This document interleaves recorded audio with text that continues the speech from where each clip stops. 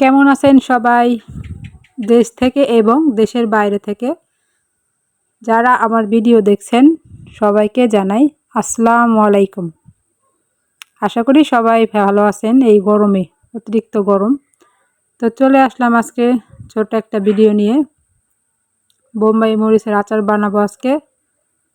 তাই আমার মেয়ে গাছের থেকে মরিচ ছিঁড়ে নিচ্ছে। ও বলল যে মা আমাকে দাও, আমি ছিঁড়ি, আর আমাকে একটু ভিডিও করো।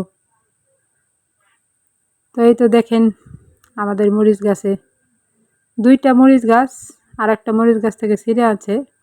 তো এটা আমাদের ঘরের পিছে মরিচ, অনেক সুন্দর সুন্দর মরিচ। এই দেখুন কতগুলো মরিচ হয়েছে।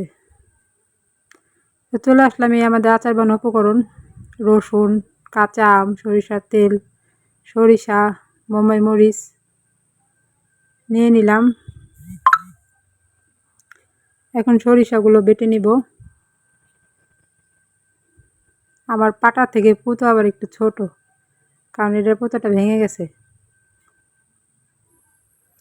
তো সরিষাটা বেটে দিলে কি হয়, মশলাটা একটু ঘন হয় আর আচারের স্বাদটাও বেড়ে যায়। তো আমার সরিষা বাটা শেষ। এখন চলে আসলাম আচার বানানোর জন্য। তো দিয়ে দিলাম সরিষার তেল। তো সরিষার তেলটা গরম হয়ে গেছে। এখন দিয়ে দিয়েছি পাঁচফোড়ন অল্প, তেজপাতা, গরম মশলা। এবার দিয়ে দিলাম রসুন। তো রসুনটা আমি আগে হালকা করে ভেজে নিয়েছি, যেন আচার তেলের মধ্যে তাড়াতাড়ি সিদ্ধ হয়ে যায়। একটু হালকা, কোনো রকম হালকা কালার দিয়ে করে আলাদা কড়াইতে ভেজে নিয়েছি। এতে আমার রসুন ভাজা ভাজা হচ্ছে। আমার রসুন পরে অনেকটাই ভাজা ভাজা হয়ে গেছে। এখন দিয়ে দিলাম কাঁচা আম। কাঁচা আমটা একটু ভাজা ভাজা হবে, তখন দিয়ে দিব সরিষা। তো আমি কতখানি তেঁতুল আগে থেকে গুলায় রাখছিলাম।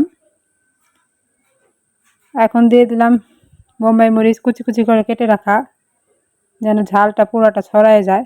কারণ আস্তা বোম্বাই মরিচ দিলে তো আর ঝালটা ছড়ায় না, তার জন্য 4-5টা ছোট বোম্বাই মরিচ কুচি কুচি করে কেটে দিয়েছি। এখন দিয়ে দিব সেই বেটে রাখা সরিষা। এখন সরিষা বাটা ভালো করে কষিয়ে নেব। তারপর দিয়ে দেবো শুকনো উপকরণ।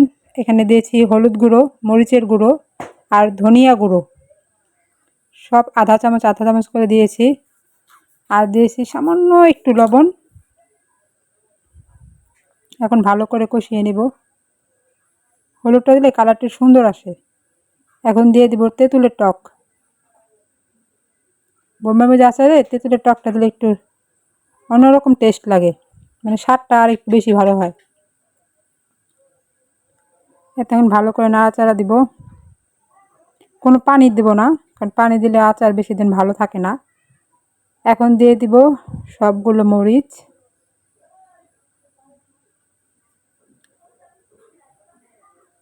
দেখছেন কত সুন্দর, কতগুলো মরিচটা ভালো করে কষিয়ে নিব। এখন দিয়ে দিব ভিনেগার। তো আমি এই বোতলের আধা বোতল ভিনেগার দিয়ে দিয়েছি ভিনেগার। এখন ভালো করে আর একটু ভালো করে কষিয়ে নেব অনেকক্ষণ ধরে। তো আমার কষানো প্রায় শেষ। এই তো আমার আচার থেকে সব পানি শুকায় গেছে। এখন তেলটা ভেসে উঠেছে। তেলটা একটু কম দিছি, কারণ সরিষার তেল তো একটু কম ছিল। এখন দিয়ে দিব জিরে ভাজা গুঁড়ো। জিরে আগে থেকে ভেজে গুঁড়ো করে রাখছিলাম। জিরে ভাজা দিলে কালারটা আরও সুন্দর হয়। দেখতেই পাচ্ছেন কালারটা কত সুন্দর।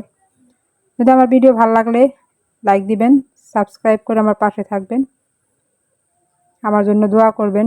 আমিও আপনাদের দোয়া করি আপনারা ভালো থাকেন, সুস্থ থাকেন ফ্যামিলি নিয়ে।